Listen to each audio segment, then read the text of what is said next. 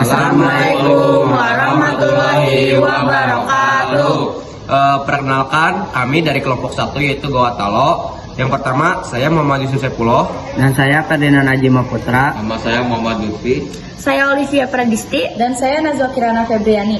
Di sini kami akan menjelaskan mengenai sumber sejarah Goa Talo, peninggalan-peninggalan yang ada di Goa Talo, dan penjelasan mengenai kehidupan ekonomi yang ada di Goa Talo. Pada awalnya di wilayah Goa terdapat 9 komunitas yang dikenal dengan nama Bate Salapang atau 9 bendera. 9 komunitas tersebut adalah Tambolo, Lakiung, Saumata, Parang-Parang, Data, Angengjene, Bisei, Kalili, dan Sero. Kala itu masyarakat dan penguasanya masih menganut kepercayaan animisme. Tomarunung Bayunea kemudian diangkat menjadi raja dan mewariskan kerajaan Goa kepada putranya Tumasalangga. Kerajaan Goa pernah terbelah menjadi 2 setelah masa pemerintahan Tonatangka Lopi pada abad ke-15.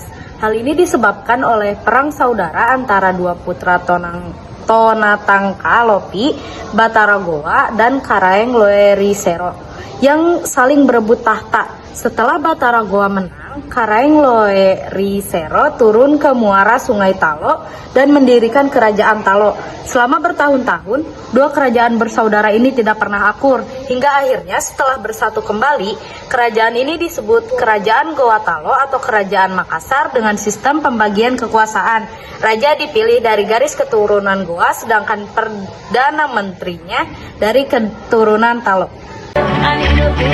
Sumber sejarah Kerajaan Makassar memiliki sejumlah peninggalan yang masih bisa diamati hingga saat ini.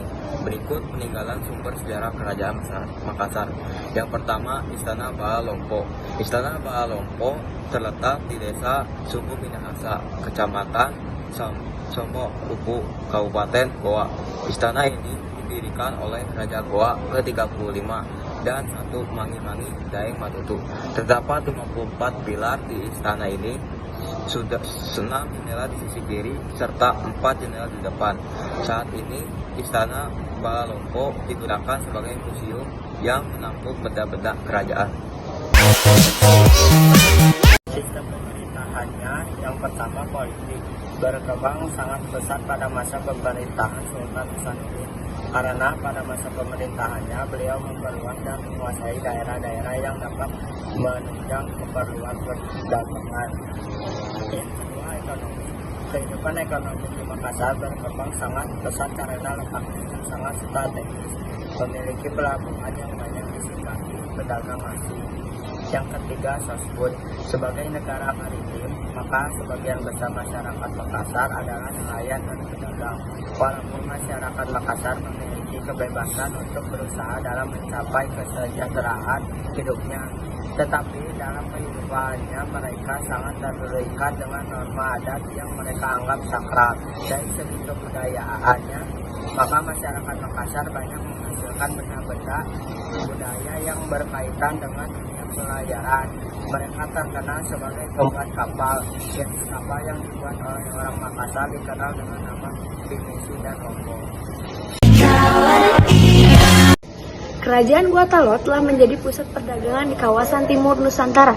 Secara garis besar, kondisi perekonomian Kerajaan Goa Talo sangat berkembang pesat karena aktivitas perdagangan mereka di sana. Selain itu, Kerajaan Goa Talo memiliki letak yang sangat strategis hingga membuat para saudara muslim berbondong-bondong untuk berdagang di sana.